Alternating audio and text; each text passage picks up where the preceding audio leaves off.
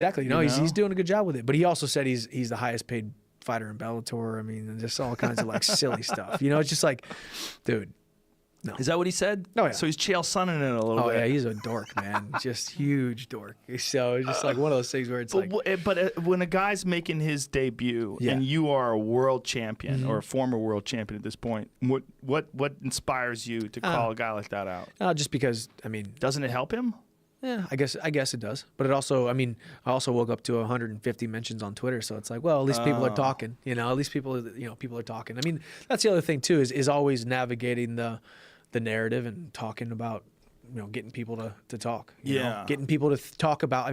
Over the last couple months, the amount of times, like, as soon as Khabib fought, the amount of people that were just talking like, "Hey, you're the only guy that can match Khabib's wrestling. You're the only guy that could nullify his wrestling." To get yourself in the conversation, that's what it all is. It's all styles definitely make fights, and that was what became very interesting after the Al Iaquinta fight, where people were looking at, okay, what about high-level wrestlers who have more refined striking? Yeah, and how do they line up? And Kevin Lee was a big one that people kept talking about, but you were a big one that people kept talking about too. Yeah. Because you were saying that you think you could beat him. 100%. And him, having that fight with Iaquinta, who he was a prohibitive favorite over, but it went the full 5 rounds. And, Iaquinta, although never won a round, showed some chinks in the armor. So chinks in the armor showed what happens when Khabib can't take you down.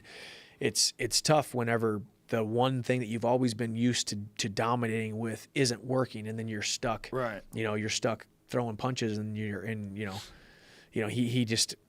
He's a little bit behind in the striking aspect. Dude, I've got a ton of respect for the guy. He's a mauler. Respect. Mauler.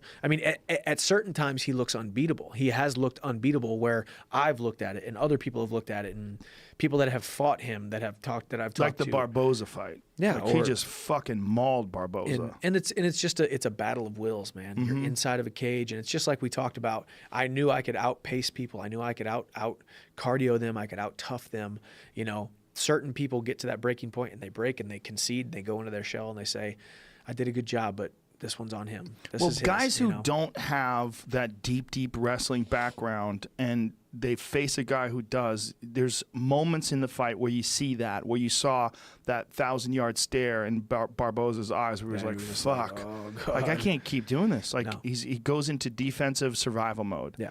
And when a guy does have a deep background in wrestling and also can strike, that's what makes it interesting. Yeah. And this is why MMA is such a complex sport, because there's so many variables. There's so many techniques you can use. There's so many situations where you might have an advantage or your opponent might have an advantage.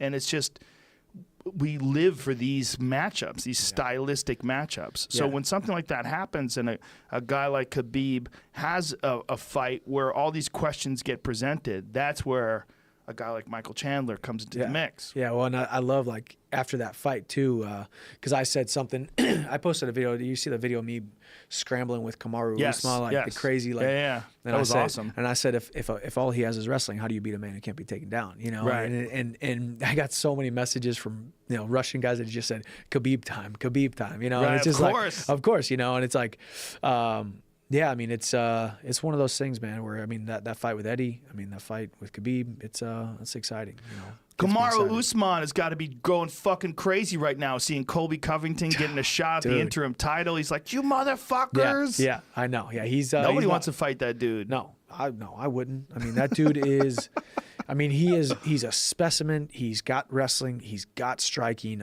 You watch him spar, or you watch him hit mitts, or you watch his composure and his confidence while he's sparring and doing all that kind of stuff.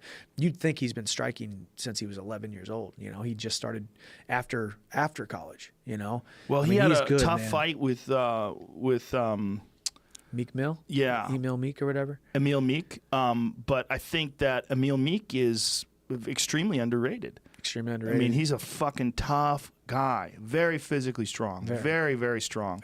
I was Emil Meek a couple times. I was like trying to mimic him. Oh, were you in training camp? Yeah, we were there at the same time. And he's done that. Him and I train a ton together. And it works out well for me because he's a bigger guy. I like to go with a little bit bigger guys so I can just continue to get stronger and manipulate bodies that are bigger than mine, Yeah, and a lot of people were criticizing him for not being able to finish Meek, but I'm like, you're crazy. Yeah. That guy is a fucking animal. It's nuts the amount of people, armchair quarterbacks that are literally out there saying you should have finished this guy. We are all professional fighters training day in and day out. It's not easy to finish a guy sometimes. Well, that's why I was saying you got to stay the fuck away from your Twitter mentions. Yeah. It's like, man, it just blows me. Oh my goodness. Well, especially for a guy like you, if you do have something like an ankle injury, like that one fight, and then you got to stay offline for a few weeks. For sure. Oh, I mean, I still get it to this day. Well, are you training? Are you working on your rubber ankles? Are you know, it's like, oh, these come on. motherfuckers, they know where your soft spot is. Nah, man. They start poking you. That's good, man.